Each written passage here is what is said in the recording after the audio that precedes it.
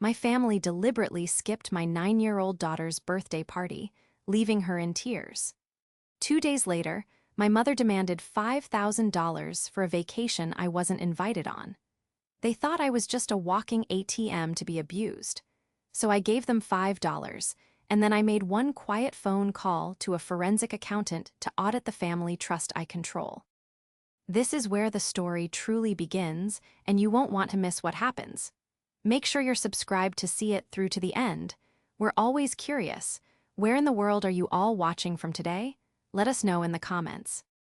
The silence in our apartment was the wrong kind. It wasn't peaceful. It was heavy, weighted down by the 30 bright pink balloons that bobbed listlessly against the ceiling and the untouched, 3-tiered unicorn cake sitting on the kitchen counter. It was 4:00 p.m. on Saturday, and the party was supposed to have started an hour ago. My daughter, Lily, was sitting on the sofa, still in her shimmery birthday dress, methodically pulling the petals off a wilting daisy from the centerpiece. "Maybe they got stuck in traffic, sweetie," I said, my voice sounding painfully bright and false even to my own ears. Lily didn't look up. "No, they didn't, Mommy. They're just not coming." A text message vibrated on the table. I snatched it up, desperate for it to be my mother, Margaret, or my sister, Elizabeth, with a frantic apology and a story about a flat tire. It was from Elizabeth. "So sorry, Lizzie's not feeling well. Just can't make it. Mom's staying here to help me. Tell Lily happy B-Day from us. Kisses." My stomach tightened into a cold, hard knot. Lizzie was Elizabeth's ancient, asthmatic cat, a creature that had been not feeling well for the better part of a decade. It was the flimsiest, most insulting excuse they could have possibly devised. They didn't even bother to lie convincingly. They just didn't care. "I am Jane, I am 40 years old, and I am a university librarian. My life is built on order, on facts, and on the quiet, steady rhythm of managing a massive archive of information. I am patient. I am meticulous. I am not prone to dramatic outbursts." But as I looked at my daughter, who had now moved on to pleating the hem of her dress, her lower lip trembling, I felt a rage so cold and pure it almost took my breath away. She had spent weeks hand-making their invitations. "Well," I said, forcing a smile, "their loss. It just means more cake for us. And you know who is here. Your friends from school are about to arrive." I quickly texted the parents of her school friends, who were due to arrive for the second shift of the party, and told them to come half an hour early. The next few hours were a blur of sugary shrieks, party games, and wrapping paper. I wore my happy mom mask so perfectly that I almost believed it myself. Lily, bless her resilient heart, bounced back as soon as her friends walked in, the pain of her grandmother and aunt's rejection momentarily papered over by the joy of her peers. But after the last friend was picked up, and the apartment was a wasteland of paper plates and streamers, the quiet returned, and so did Lily's sadness. I found her in her room, carefully placing the 2 unopened presents, labeled from Grandma Margaret and from Aunt Elizabeth, in the back of her closet. "You don't want to open them, honey?" I asked gently. "They're not really from them," she whispered, her back to me. "They're from you. You bought them and wrote their names on them, just like last year." My breath hitched. She knew. Of course she knew. I knelt and wrapped my arms around her. "You're right, I did. I wanted you to feel like they remembered." "It's okay, Mommy," she said, finally turning to hug me. "You remembered, that's enough." I held her as she cried, and my own tears were silent, hot drops of fury. I had spent my entire adult life making excuses for them. My mother, Margaret, a retired antique dealer with a taste for champagne and a belief that the world owed her a comfortable existence. My sister, Elizabeth, 37, unemployed, and living in our mother's guest room, a permanent echo of Margaret's opinions. I was the responsible one, the one with the stable career and the 401k. I was the one who paid for my mother's car repairs, my sister's dental emergencies, and, as I had just been brutally reminded, the birthday presents they couldn't be bothered to buy. I put Lily to bed, promising her a special Mommy and Lily trip to the zoo the next day to make up for it. As I sat on the sofa, surrounded by the debris of the party, my phone buzzed again. It was a new message, this time in the family fun. group chat that Margaret had created. My blood ran cold. It had been 2 full days since the party, 2 days of complete silence from them. The message was from Margaret. "Girls, I've had a wonderful idea. We all deserve a break. I found a fantastic all-inclusive package to a resort in me. Zico, Elizabeth and I can go next month. Jane, I'll need you to contribute your share. The total for our family trip fund is $5,000. Please send it over by Friday." I stared at the words. My share. A trip I wasn't even invited on. 2 days after they broke my daughter's heart over a sick cat. They hadn't just forgotten, they had actively chosen to hurt us and then, without a trace of shame, sent the bill. The rage I felt on Saturday was a flickering candle. This was a forest fire. I opened my banking app. I typed in the amount, $5, I hit send. Then I went back to the group chat and typed a single reply. "Enjoy the trip." My phone immediately exploded with question marks from Elizabeth and a "What is this, Jane?" from my mother. I ignored them.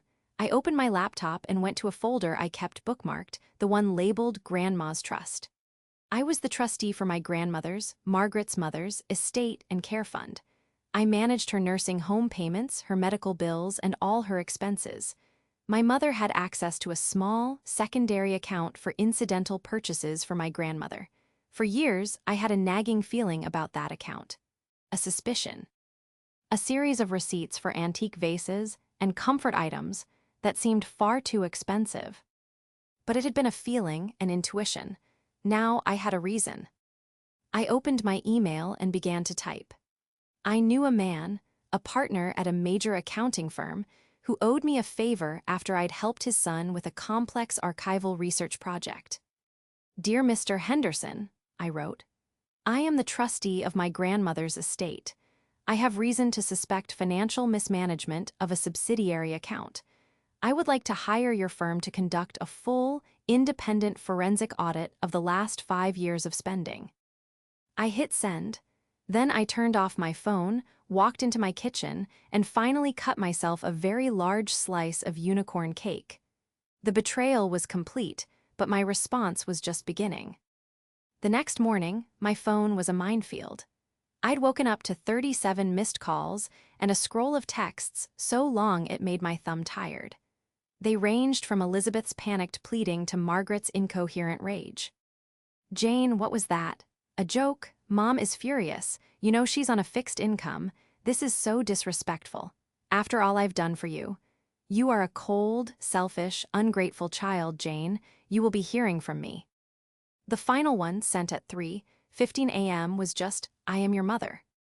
I read them all with a strange, detached calm, like a scientist observing a particularly volatile chemical reaction. The person who, just 3 days ago, would have been wrecked with guilt, desperate to call and apologize and smooth things over, was gone. She had been replaced by a woman who had watched her daughter hide presents in the back of a closet. I made lily pancakes, shaping them into unicorns and flowers, and we planned our zoo trip. We would see the red pandas, her favorite. We would get Dippin' Dots. We would not, under any circumstances, talk about or think about Grandma Margaret or Aunt Elizabeth. As I was washing the dishes, my phone rang again. This time, it was a number I didn't recognize, but the area code was my mother's. She was using a neighbor's phone. Of course she was. I dried my hands, took a deep breath, and answered. "Hello." "You think you're clever, don't you, Jane?" Margaret's voice was sharp, acidic. "You think sending $5 is funny." "Hello, Mother. I'm surprised you have time to call. I assumed you'd be busy packing for your trip," I said, my voice as calm and neutral as if I were directing a student to the periodicals section. There was a sputtering sound on the other end. A trip. How can we go on a trip when you're being so vindictive? We need that money. Elizabeth hasn't been well, she needs the sun. I need a break. The stress you put me under, it's..." "The stress I put you under?" I interrupted, still polite. "I'm not the one who skipped my granddaughter's 9th birthday party." "Oh, for heaven's sake, grow up," she snapped. "It was a child's party. We were busy. Elizabeth's cat was at death's door, you're punishing us for an emergency, you're holding a party over our heads. Lizzie is 22 years old, Mom. She's been at death's door since 2015. It was a pathetic excuse, and you know it. How dare you, she shrieked. I am your mother, I raised you, I fed you, You did, I said, and the coldness in my own voice surprised me. You did the bare minimum of what was legally required, and I've been paying you back for it ever since. But that's over now. What are you talking about? What's over? Jane, I am warning you. I have to go, Mom. Lily and I are going to the zoo. You should spend this time looking for a more affordable vacation package. I hear the bus to Atlantic City is lovely this time of year. Goodbye. I hung up before she could reply. My hand was shaking, but not from fear. It was adrenaline, felt a sudden, dizzying sense of lightness. I had said no. For the first time in my 40 years, I had said a real, binding no to Margaret, and the world had not ended. Lily, drawn by the sound of my voice, padded into the kitchen. Was that Grandma? It was, I said. Is she mad about the $5? My eyes widened. How did you know about that? It was in the group chat, she said, shrugging. I saw the message. It was pretty funny, Mom. A small laugh escaped me. Yeah, I guess it was. Now go get your shoes on. The red pandas are waiting. As we left the apartment, my personal email pinged. It was Mr. Henderson. Dear Jane, it's good to hear from you, though I'm sorry for the circumstances. We can absolutely handle this. I've assigned my best forensic analyst, a man named David Chen, to your case.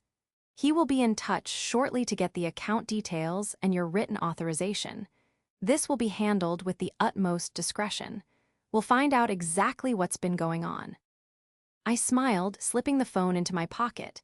My mother and sister thought this was about $5,000. They thought they could bully and guilt me into submission as they always had. But they had forgotten one crucial thing. They had forgotten who I was.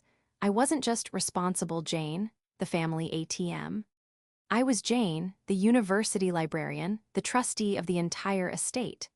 I was the one who managed the archives, preserved the documents, and controlled the checkbooks. And I kept very good records. To understand my mother, Margaret, you have to understand her relationship with things. She grew up relatively poor, but by the time she was 30, she had clawed her way into a life that looked wealthy. She became an antique dealer not because she loved history, but because she loved the price tags attached to it. She lived in a beautifully curated house that was less a home and more a showroom, filled with delicate furniture you couldn't sit on and porcelain figurines that were worth more than my first car. I was her firstborn, and from what I can tell, her first major disappointment. I was a quiet, bookish child. I didn't care for the pretty dresses she bought me, preferring to be climbing trees or, worse, reading in a corner. I didn't present well. Then, 3 years later, Elizabeth was born, and Elizabeth was pliable. She was a doll my mother could dress up, a tiny, blonde echo of Margaret herself. Where I was quiet, Elizabeth was bubbly. Where I was practical, Elizabeth was flighty. Where I excelled in academics, Elizabeth excelled in socializing. Our entire childhood was a case study in contrasts. I got a scholarship to a state university and worked 2 jobs to cover my living expenses. Elizabeth was sent to a private, out-of-state art school, which she dropped out of after 2 semesters, funded entirely by my father, before he finally got tired of it all and moved to Arizona. When I landed my job at the university, I was proud. It was stable, it had a pension, and I loved it. My mother's reaction, a librarian? Well, I suppose it's quiet. Don't you meet any important people there? Doctors? Lawyers? When Elizabeth announced she was going to be a lifestyle blogger at 32, my mother bought her a new laptop and praised her entrepreneurial spirit. Elizabeth's career now consisted of taking blurry photos of my mother's antiques and posting them to an Instagram account with 114 followers. She was 37, had never held a job for more than 6 months, and was entirely dependent on Margaret, which was exactly how Margaret liked it. I was the workhorse, Elizabeth was the show pony. My greatest value in my mother's eyes came when my grandmother, her mother, a stern, no-nonsense woman who saw Margaret for exactly who she was fell ill. Grandma Rose had her own money, saved from a lifetime of frugal living and smart investments. She trusted Margaret with none of it. Instead, she made me, Jane, the trustee of her entire estate. "You're the only one with a head on your shoulders," Grandma Rose had told me, her hand frail on mine. "You're the librarian, you know how to keep things in order. Don't let your mother squander this. This is for my care, and what's left is for you and Lily." I took the responsibility seriously. I set up the main trust to pay for her high-end nursing facility and all her medical needs. But Margaret had pitched a fit, claiming she was being disrespected. To keep the peace, I had established a small, secondary checking account, a comfort fund, that I transferred $1,500 into each month. It was supposed to be for my mother to buy Grandma Rose new slippers, nice toiletries, framed photos, or to take her out for a nice lunch. I required receipts for every expenditure, which Margaret provided, albeit grudgingly. They were always just slightly off. A receipt from an antique emporium for a $300 vase that was supposedly for Grandma's room. A $200 cashmere blanket from a boutique I'd never heard of. A series of lunches at five-star restaurants that I was fairly certain my wheelchair-bound grandmother had never attended. But I was busy. I had Lily, I had my job, and frankly, I was a coward. Confronting my mother meant a nuclear-level war, and I'd been trained my whole life to avoid it. So I'd file the receipts, my stomach churning, and tell myself it was just petty cash. It was this account that I had just sixed Mr. Henderson's firm on. A few days after the zoo trip, my phone rang. It was David Chen, the forensic accountant.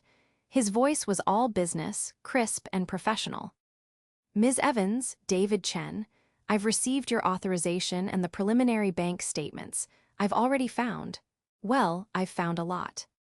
"What kind of a lot?" I asked, closing my office door. "The antique emporium you mentioned, the one with the $300 vase," he said. "It's not an emporium, it's a day spa. The receipt was doctored. I'm cross-referencing the charge code. The $200 cashmere blanket was from a high-end salon, and the lunches at those restaurants, all of them were on weekdays, and according to the nursing home's visitor logs, your mother wasn't there on any of those days. This isn't just questionable spending, Ms. Evans. This is a pattern of deliberate and very clumsy fraud." I sat down, my hand gripping the phone. "So she's been stealing." "That's the word for it," David said. "I've only looked at the last 6 months. You authorized me for 5 years. This is going to be big. I'll need a few more days to get a hard total, but you should prepare yourself." He didn't need to tell me. I prepared myself. That night, Margaret and Elizabeth, oblivious, escalated their attack. They had recruited flying monkeys in the form of my clueless aunts, who started texting me. "Jane, your mother is heartsick. You need to call her. Family is family, honey. Don't be cruel over a little money." Then came the email from Elizabeth, dripping with performative victimhood. Subject: "I can't believe you." "Jane, I am just sick about this. I have been crying for 2 days. Mom is a wreck. We do so much for Grandma, we run ourselves ragged, and you, who just sits in your library all day, begrudge us one nice thing? That $5,000 was for my health. My seasonal affective disorder is terrible, but you don't care about anyone but yourself and Lily. You've always been the favorite. You've always had it easy." I laughed. It was a short, sharp, ugly sound. I've had it easy. I, who had been paying my own bills since I was 18, I, who was raising a daughter by myself. I typed a one-sentence reply. "You're right, Elizabeth. I have been selfish. I'm going to fix that immediately." I hit send, then I emailed David Chen. "Full steam ahead, Mr. Chen. I want to know every single penny." My decision to audit the account wasn't just a clever trap. It was the only move I had. My mother and sister had spent a lifetime attacking me on the emotional front, a battlefield where I was hopelessly outmatched. They were masters of guilt, projection, and gaslighting, but I was a librarian. My territory was facts, data, and documentation. The audit was me, finally, choosing to fight on my home turf. For the next week, I lived a double life. By day, I was mommy. taking Lily to the park, helping her with a diorama of the Amazon rainforest, and reading Harry Potter to her before bed. We were in our own little bubble, and it was peaceful. The silence from my mother and sister, who were clearly in a state of shock over my $5 reply and subsequent lack of communication, was a gift. But by night, I was a different person. After Lily was asleep, I'd pour a glass of wine, open my laptop, and transform into a detective. David Chen was my partner. He was methodical, fast, and utterly ruthless in his pursuit of data. "Ms. Evans, Jane," he said during one of our late-night calls, "this is some of the most blatant embezzlement I've ever seen. Your mother wasn't just skimming. She was draining the account. She was using it as her personal slush fund." He sent me a password-protected file. I opened it, and my breath caught. It was a color-coded spreadsheet that detailed 5 years of theft. It wasn't just the doctored spa and salon receipts. It was everything. $450 for grandma's new reading glasses, which cross-referenced to a pair of designer sunglasses from a luxury boutique. $1,200 for a special orthopedic mattress, which was actually a weekend stay at a wine country resort. For two, $800 for emergency dental work, which, when David pulled the bank's transaction data, was a deposit at a high-end clothing consignment shop, where Elizabeth sold her blogger hand-me-downs. They were in it together. My mother would steal the money, and my sister would help her spend it. But the worst, the one that made me physically ill, was a series of cash withdrawals. Every month for 5 years, $300 was withdrawn. The memo line on the transfer was always the same: Grandma's personal cash. "Jane," David said softly over the phone, "I checked with the nursing facility. Your grandmother is not allowed to keep cash in her room per their policy. She's on a strict no-cash system where all incidentals are billed directly to the trust, which you pay." "So where did that $300 a month go?" I whispered, though I already knew. "It went right into your mother's pocket," he said. "Every month, for 60 months. That's $18,000 in cash alone. The grand total, combining the fraudulent purchases, the fake medical expenses, and the cash withdrawals. As of today, we are at $63,241.5. I felt the blood drain from my face. Over $60,000. Money that was supposed to be for my grandmother's care. Money that, per the trust, was supposed to go to me and Lily when Grandma Rose passed. My mother had been systematically stealing from her own mother, her own daughter, and her own granddaughter. And she had the audacity to demand $5,000 for a vacation. "David," I said, my voice shaking, "I need you to prepare a final report. A full, comprehensive, bound report with copies of every falsified receipt, every bank statement, and every corresponding log from the nursing home. Can you do that?" "It's already on its way to the printer," he said. "What are you going to do?" "I'm a librarian," I said, a grim sense of purpose settling over me. "I'm going to present my research." My phone buzzed. It was a new text from Elizabeth. Her week of silence was over. "Jane, I don't know what's going on with you, but Mom is really depressed. She's not getting out of bed. She says you've abandoned her. This is tearing our family apart. Can't you just apologize so we can move on?" I looked at the text. I looked at the $63,241.5 on my screen. Apologize, move on. The old Jane would have felt a pang of guilt. The old Jane would have wondered if she was, in fact, being cruel. The old Jane would have picked up the phone. The new Jane, the one armed with a 50-page forensic audit, simply replied, "You're right, we do need to move on. I'm calling a family meeting. My house, Sunday at noon.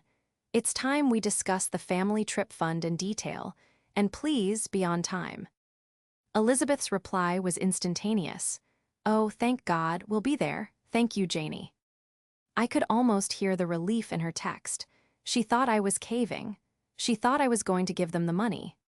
"See you Sunday," I murmured to my empty apartment. This wasn't going to be a confrontation. It was going to be an execution. Sunday arrived with a bright, cheerful sun that felt like a mockery of the storm that was about to break. I'd spent all of Saturday preparing. I sent Lily on a playdate with her best friend, with a sleepover included, explaining that I had to do some boring adult work at home. I set up my living room not as a home, but as a boardroom. I placed 2 chairs opposite the sofa. On the coffee table, I placed 2 identical, professionally bound reports, their covers a stark, glossy white. I also set up my laptop, and on the screen, David Chen's face waited in a video call, muted for now. He had insisted on being present to interpret the data, he'd said. At 12:05 p.m., my doorbell rang. I opened it to find Margaret and Elizabeth beaming at me. They had dressed for the occasion. Margaret was in a cream-colored cashmere twinset, her forgiveness outfit. Elizabeth was wearing a bright floral dress, looking like a teenager who had just been told she could, in fact, go to the party. They were even carrying a gift bag. "Jane, darling," Margaret trilled, pushing past me to air-kiss the space near my cheek. "We're so glad you came to your senses." "Hi, Janie," Elizabeth said, handing me the bag. "We brought you those expensive chocolates you like, and this is for Lily." She pulled out a small, stuffed unicorn, identical to one I had bought Lily 3 years ago. It had clearly been regifted. "Thank you," I said, my voice flat. I placed the bag on the floor by the door. "Please sit down." They bustled over to the sofa, their good cheer faltering slightly as they took in the severe setup. "My goodness, so formal," Margaret said with a nervous laugh, adjusting her pearls. "And who's that on the computer?" "That," I said, walking over and unmuting the call, "is Mr. David Chen. He's a forensic accountant." The smiles vanished. Elizabeth's face went pale. Margaret's eyes narrowed to slits. What?" Margaret snapped. "Jane, what is this? Is this about the $5,000, if you're going to lecture us?" "I'm not going to lecture you," I said, picking up one of the bound reports and holding it. "I'm going to educate you. You see, I was hurt when you skipped Lily's birthday, but I was more than hurt when you demanded $5,000 from me 2 days later. It made me curious. It made me wonder about all the other money."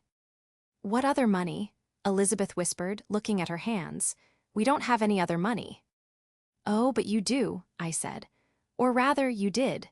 This," I said, tapping the report, "is an audit. A full, forensic audit of Grandma Rose's comfort fund. The one I am the trustee for, and the one you, Mother, have been using as your personal bank account for the last 5 years." I tossed the report onto the coffee table in front of Margaret. She flinched as if it were a snake. "I don't know what you're talking about," Margaret said, her voice rising. "This is an outrage. This is a violation of my privacy. How dare you spy on me?" "It's not spying when it's my legal, fiduciary duty," I said, my voice like ice. "Mr. Chen, would you like to begin?" "Certainly," David's voice cut through the room, crisp and impersonal. "Mrs. Evans, if you'll turn to page 3, you'll see a summary of findings. We'll start with the falsified receipts. Exhibit A, a charge for $300 to the Antique Emporium on June 12th. We found that this business is, in fact, the Gilded Lily Day Spa, and the charge corresponds to a couple's Serenity package." Elizabeth, who had been looking back and forth between me and Margaret, made a small, squeaking sound. "Mom, what is he talking about? You told me that was a vase for Grandma's." "Be quiet, Elizabeth," Margaret hissed. "Let's move on to Exhibit C," I said, taking over, my voice devoid of emotion. "A $1,200 charge for an orthopedic mattress.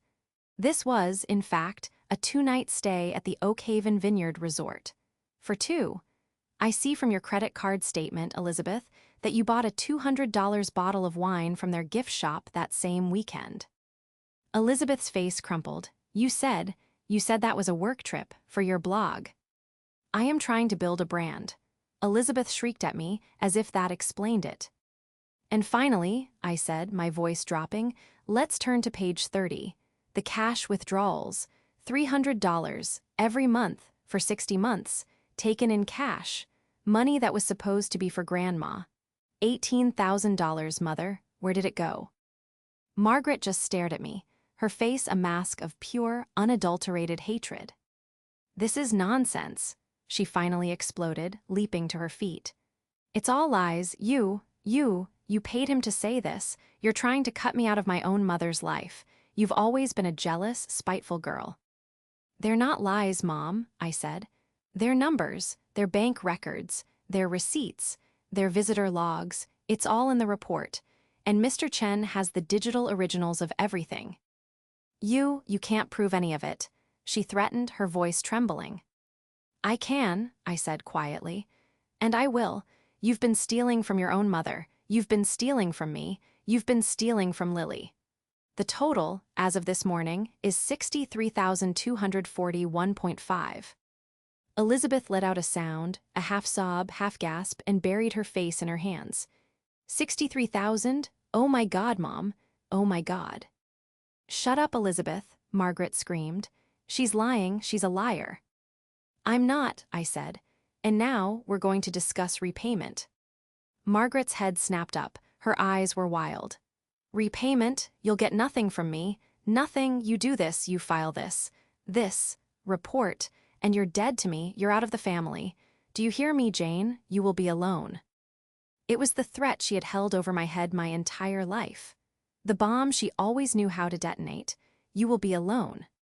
The old Jane would have crumbled. But I just looked at her, at this desperate, pathetic woman in her cashmere sweater, and I felt nothing but pity. "I am not the one who is alone, Mother," I said. "Now, sit down. Mr. Chen is about to explain your options." Margaret did not sit down. She paced. She paced my living room like a caged animal, her hands twisting her pearls, her face a blotchy, furious red. "This is illegal," she spat, pointing a trembling finger at the laptop. "You, sir, I will have your license. You are colluding with my daughter to defame me." "Ma'am," David Chen said, his voice maddeningly calm, "I am a certified forensic accountant. Everything in this report is factual, verifiable, and has been triple-checked. It is admissible in a court of law, and I assure you my license is quite secure."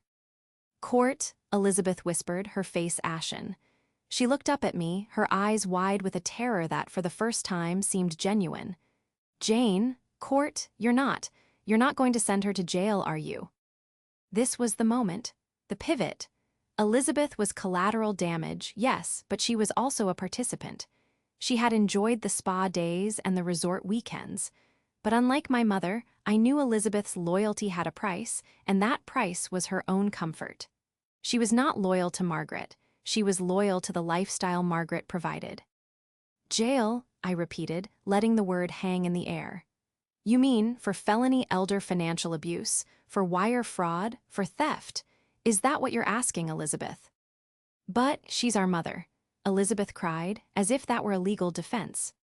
"She is my grandmother's daughter," I countered, my voice sharp. "And she has been stealing from her for half a decade. She stole $63,000.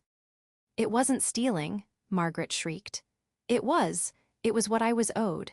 Do you have any idea what it costs to maintain my home? Do you know the stress I'm under? That money was for my services. I am her daughter, I manage her. Her well-being." "You manage her well-being by visiting her twice a month for 20 minutes at a time," I said, pulling out another file. "I have the nursing home visitor logs, too. You manage her by having me, the trustee, pay all her bills from the main trust, while you drain the comfort fund for spa days and designer sunglasses. You were not owed that money. You stole it." I turned my attention to Elizabeth. "And you, Elizabeth, you benefited. You knew. Don't tell me you thought a $1,200 resort weekend was part of your blogging career."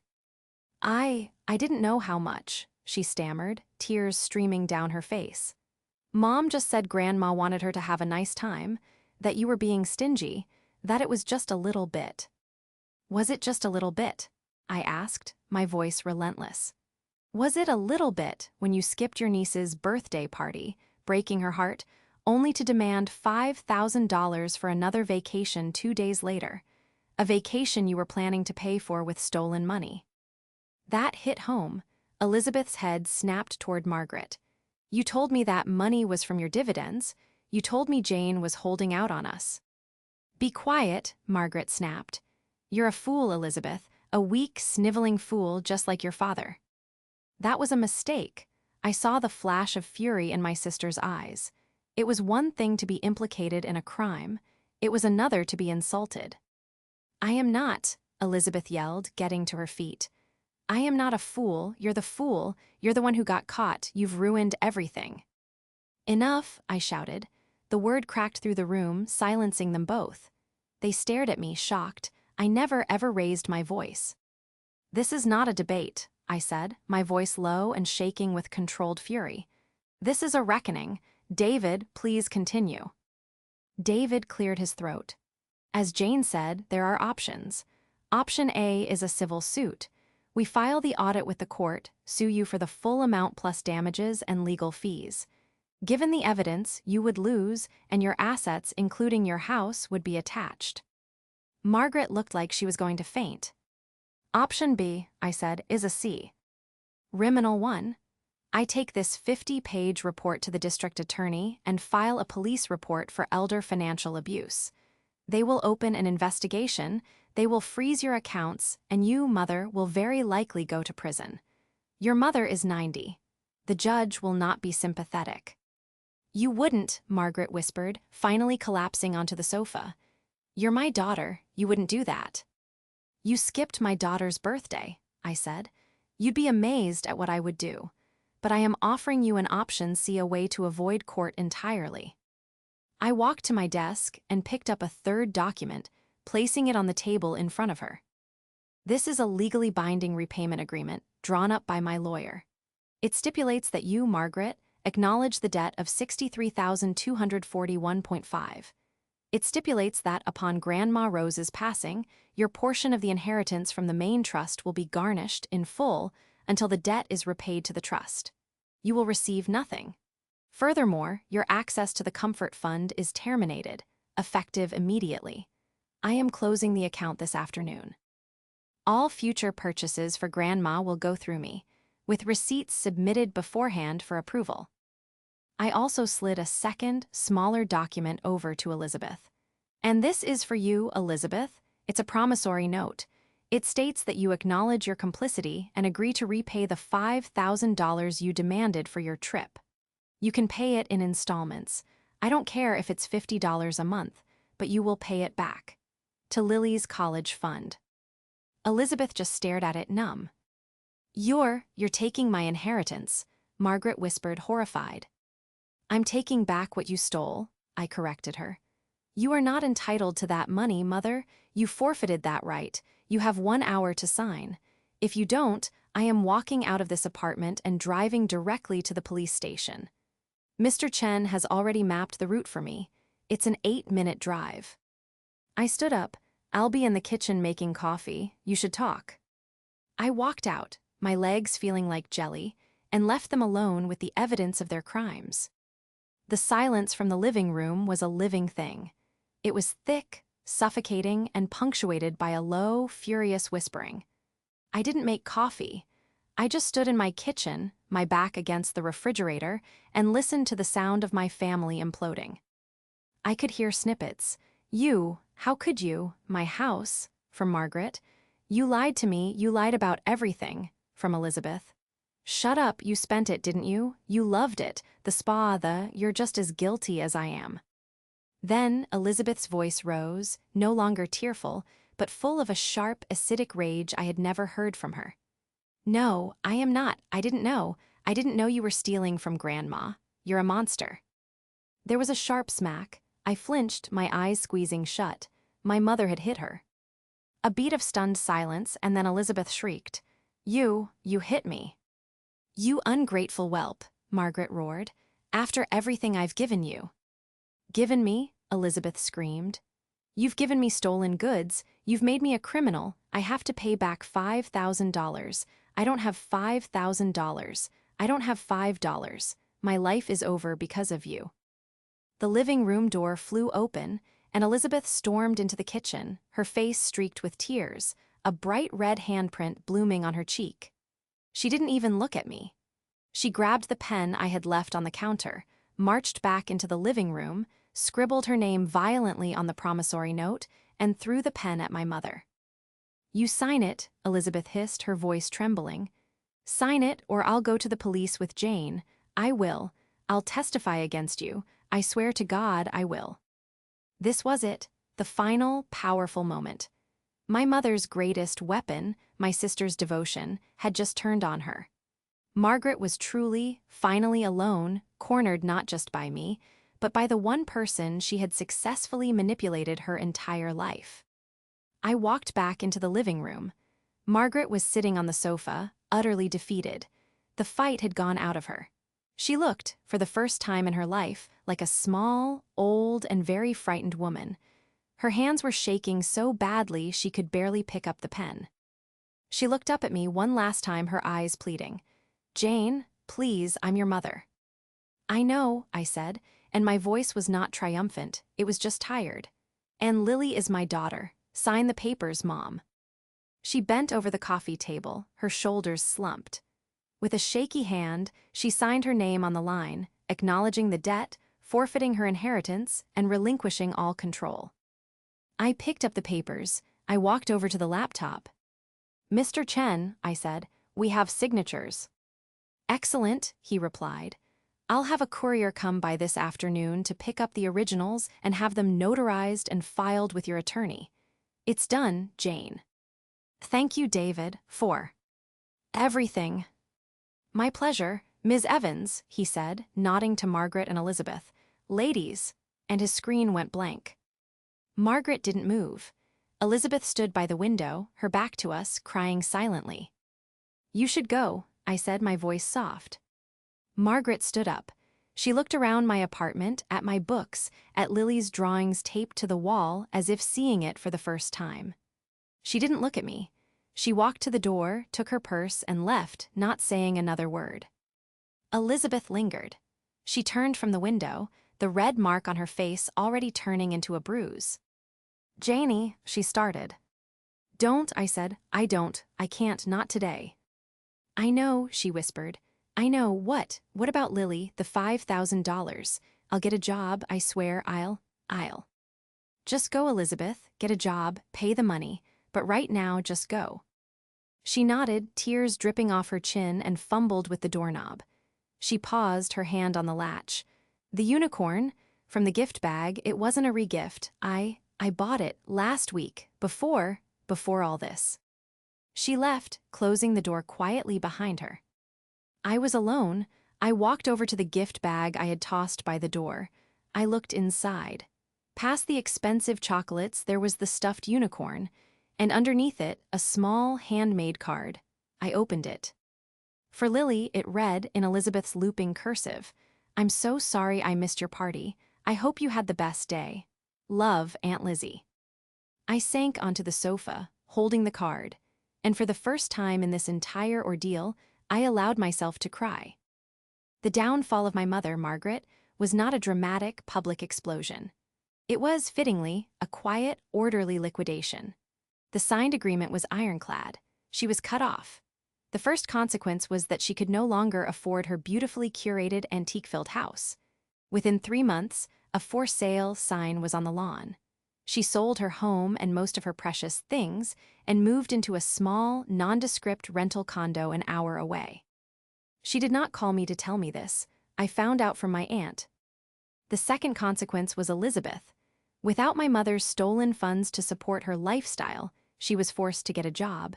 She started as a cashier at a home goods store. It was, by all accounts, a shock to her system.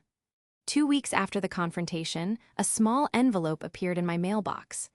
Inside was a check for $50 made out to Lily's college fund and a one-word note, "starting." She sent a check every single month after that. Sometimes it was $50, sometimes $75. It was a clear, tangible effort. Reconciliation, however, was a different matter. It began not with words, but with an action. About a month after the audit, Elizabeth called me. Her voice was small. "Hi, I was just wondering, is Lily free on Saturday? I have a paycheck. I'd like to take her to the zoo, to see the red pandas." I was silent for a long moment. I'll ask her, I said. I told Lily that Aunt Elizabeth had apologized and wanted to take her to the zoo, just the two of them. My daughter, who has a heart far more generous than mine, simply said, "Does she feel bad?" "I think she does," I said. "Okay then, I want to go." I watched from my apartment window as Elizabeth picked her up. I watched her get out of her beat-up old car and open the door for Lily, and I saw her, for the first time, treat Lily not as an accessory, but as a person. She didn't just apologize to me, she spent the next year apologizing to my daughter. She showed up. She took her for ice cream.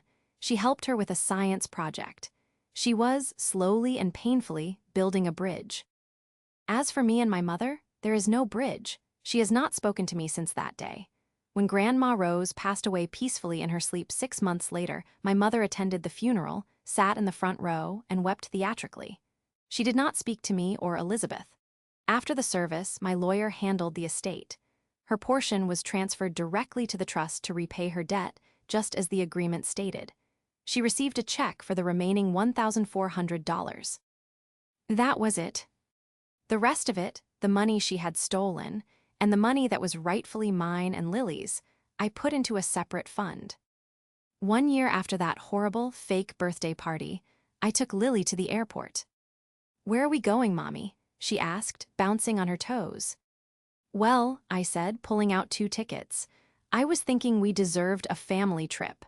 But I was thinking, Mexico is nice, but I'd rather see the place where Harry Potter was filmed."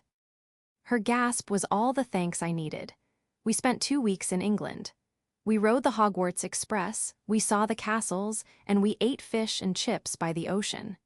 It was paid for by the money that my mother had tried to steal, money I had quietly and methodically recovered. We were sitting in a cafe in London, Lily happily drawing in her sketchbook, and my phone buzzed. It was a picture message fro. Elizabeth. It was a selfie of her in a blue work vest, smiling in front of a display of towels. Under it, a caption, "Just got promoted to assistant manager. Sending the check next week. Love you guys." I smiled and texted back, "Congratulations. We're proud of you." I looked at my daughter, truly happy, and I felt a sense of peace I hadn't realized I was missing. I had been the family's pillar, and I had almost let them crush me. But I had learned that a pillar can also be a boundary. I had drawn a line, not in anger, but in ink. It was a line that said, "No further." And on this side of the line, life was, for the first time, quiet. And it was good.